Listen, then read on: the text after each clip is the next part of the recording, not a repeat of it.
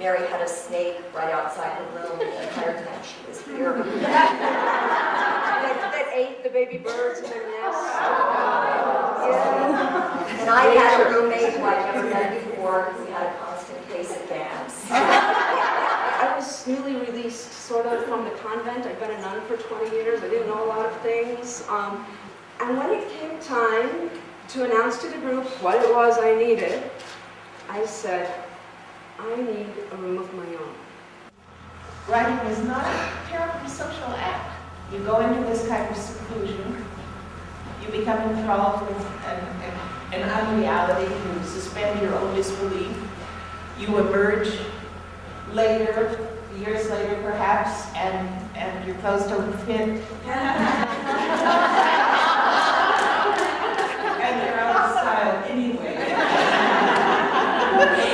And suddenly, you know, if you're lucky, if things go well, you're supposed to appear in public. Well, we look just like everyone else, and our language is silent.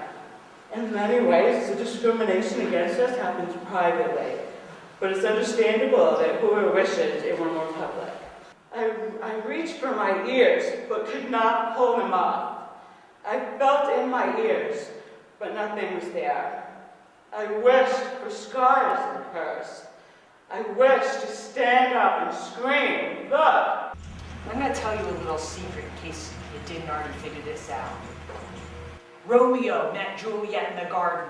Juliet was just sitting around waiting for Romeo to show up. And that is the problem with a lot of women writers. We haven't walked up into enough bars and tried to get laid. Because if you're a woman and you walk into a bar, you can get laid. Okay? I've never walked into a bar and hoped to get laid. I know I'm going to get laid. I was talking with women today, and some of them are like, well, I've tried one agent, or I've tried an editor. Okay? If you're a guy, you're just getting warmed up in the bar at that stage.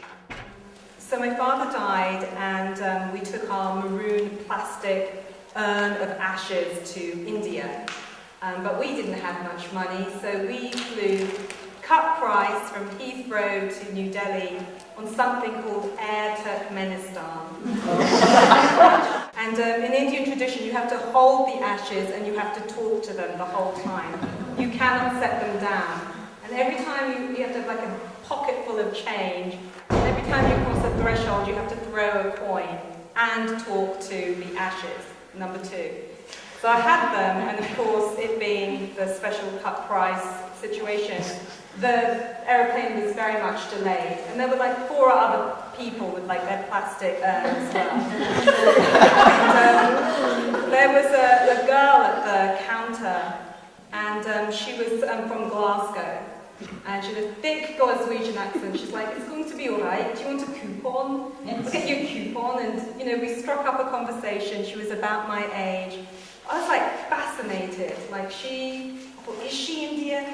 You know, is she Pakistani? Who is she? And I desperately wanted to know. I said, I have a project. And in this project, I ask Indian women, or women who seem to be Indian, a question wherever I encounter them in the world. And she said, yeah, go on. Ask me a question then. Should we go to McDonald's first? I don't know if she said that, but I do remember we did go to McDonald's. And I said, the question just flew out of me. I said, who was responsible for the suffering of your mother? In any case, in some forgotten little abolitionist settlement around here, as soon as the people had set up a dry goods store on one side of the road and a livery stable on the other, they set about building a tunnel between them. Tunneling was a popular activity at that time, and a great deal of ingenuity went into devising hiding places and routes of escape. They're creating stations on the Underground Railroad. When they had just about finished their digging, a stranger on a big black horse came through town. He paused in exactly the wrong spot to ask the name of the place, and he and his horse sank right through the road into that tunnel. When the dust settled, the horse was standing more or less shoulder deep in a hole. The man climbed off him and walked around and around him in a kind of wonderment, not drawing any conclusions at all, try as he might. And when the people came out to ponder this calamity, they took note of his bewilderment, and they thought it best to be bewildered too. So they just stood there with their arms folded, saying, "If that's not the dangest thing." Now, settlements of that kind were the work of people of high religious principle, and they would have taken no pleasure at all in watching this unoffending stranger tear his beard and throw his hat at the ground. Well, of course, they took a little pleasure. But it did seem best to them to get the fellow out of town as quickly as possible so they could deal with that horse. So one of them offered to trade his horse for the one in the hole. The horse he was offered was a mare, smallish, which the stranger did allow was an advantage. He tried to look at her teeth and got nipped and cursed the luck that had brought him to that town and asked to borrow a shovel so he could dig up his horse. So the preacher told him solemnly that they had lost all their shovels in a terrible fire. "We've got the blades all right, and you're welcome to the use of them," he said. "It's really just the handles were missing." That was a lie, of course, but it was compelled by the urgency. My young son died over 20 years ago. We were living in an apartment in New York City. I started thinking after he died that I ought to use up shower water he would have used, because the landlord shouldn't save money because the regime had died. The only thing I can say is that I must have really needed to have warm water over me, and that I needed to have more than I was generally in the habit of allowing. When I returned home the first time since I'd gone to the hospital when my son died, I had blood on my pants leg. I had kneeled in it beside him. He fell. I had to have my coat dry cleaned also because I needed to wear it at the funeral, and it too was soaked in his blood. That brave woman at the cleaners, her language skills did not allow her to offer me proper condolence, and she almost exploded with the frustration. Her face got so red. Once I was in the grocery store, like a month or so after, and I was just getting my groceries, and there was a woman whom I didn't know. And I don't know what it was that made her, but I guess it was my face. My face was kind of torn up or something. And she started talking about her daughter. And I guess I must have blurted out that my son had died. And she told me that her oldest daughter, that she was sent to medical school, had died in an accident. And that lady and I stood there for about 10 minutes just doing like this. And then we went on. In fact, in our small group, Jamie, where's Jamie? Jamie mentioned something about, she said, well, I'm just trying to figure out, like, what do I leave in and what do I take out? And what are my reasons for that? And it just struck me to the heart because it was sort of like, isn't that it? Right? Yeah. The whole question? And I'll have the answer to you by tomorrow. The question was, what won't you give up? Right? Which is kind of similar to what can't you escape, but what won't you let them take away? What is yours in here? What won't you give up? It's a piece from my memoir, An Unquenchable Thirst. It comes quite late. It's kind of the climax of a very complicated relationship that I had with a priest. Until now, we've really met only in the convent, stolen a few kisses here and there, and now I'm in the hospital. I've just had my second sinus surgery in 3 weeks, and he's come to see me at a time when we both know the sisters aren't going to show up. Each time I heard footsteps in the hall that morning, I sat up straight in bed and adjusted my headpiece. I'd slept well. My sinuses no longer throbbed.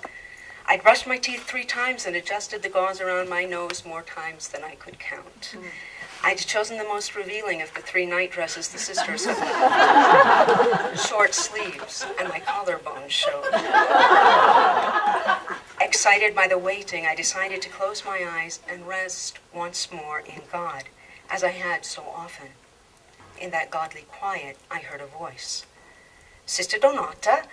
Tom strode in, tall and handsome in his best clerics. I felt self-conscious with the gauze dangling from my nose, but he said, "You're looking very well for someone who just had a nose attacked for the 2nd time in 3 weeks." In front of a patient in the bed next to mine, Tom pressed his lips against my cheek. I introduced Tom to Signora Cellina, and he extended his hand. Cellina's throat surgery limited conversation, which suited my intentions for that morning. "Facciamo una passeggiata?" I asked Tom. "Si, a nice long walk." I picked up my robe. Tom helped me into the sleeves. We walked to an empty room at the end of the hall. I left the door slightly ajar. Tom reached for a metal hospital chair and set it facing another chair in the tiny space between 2 beds. I reached for the window curtains and pulled them shut. We sat, knowing that we would likely never again meet in circumstances so private, knowing also that each moment we lingered increased the likelihood of some unknown hand pushing open the door. "Welcome," I said, spreading my knees ever so slightly. He leaned back in his chair. "Are you sure?" he said. "Very sure," I said. We didn't say much. We didn't leave our chairs. We didn't remove our clothes. Still, our bodies found each other in our most private parts. We knew pleasure. We knew communion.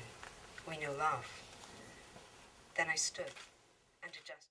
And it was actually that quote, "Your silence will not protect you," that kept, for me, when I was coming through the violence, kept coming up for me. Your silence will not protect you. Your silence will not protect you. And I had written it out on note cards and put it all over the place to remind myself, wait, I've bought into a silence that could in fact kill me.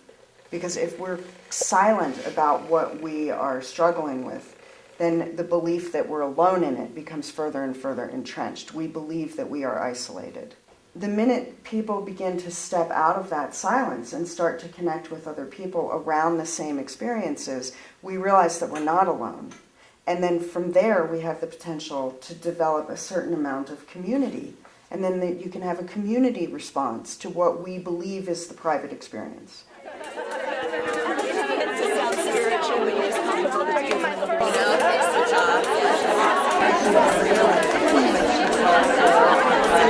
Spiritual things.